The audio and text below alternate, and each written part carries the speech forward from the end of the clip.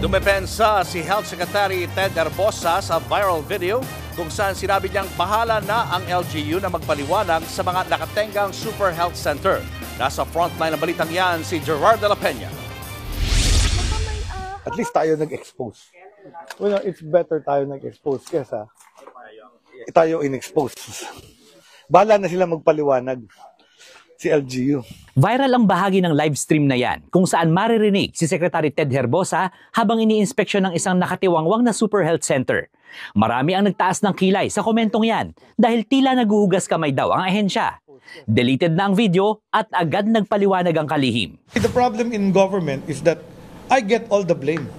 Remember, if the health system is poor, even if it's devolved, who do you blame? The Secretary of Health. Everybody blames the Secretary of Health for poor health care. Even if I'm not the one running the healthcare system.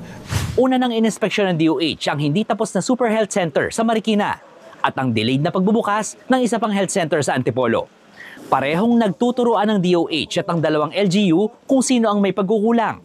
Ang investigasyon sa mga health center ang dahilan, kaya ipinatawag sa Independent Commission for Infrastructure o ICI si Herbosa. Ayon sa kalihim, nadagdagan pa nga ang Super Health Centers na hindi napapakinabangan.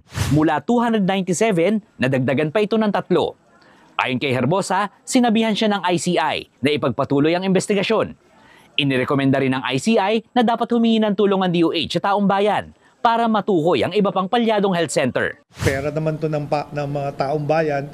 So yung taong bayan na rin ang mag-report sa akin ng mga facility na nakapadlock or hindi gumagana. Sisilipin daw ng DOH kung may mga anomalya sa mga ire-report na proyekto. Pag-iimbestiga sa anumang infrastruktura ang mandato ng ICI, pero sa ngayon daw, sa flood control projects muna nakatuon ng pansin ng komisyon.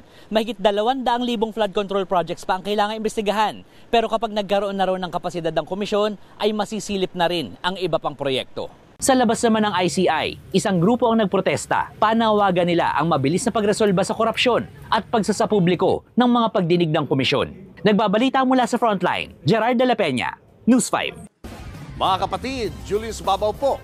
Para sa komprehensibo at makabuluhang balitaan at talakayan, mag-follow at mag-subscribe na sa social media pages ng News 5.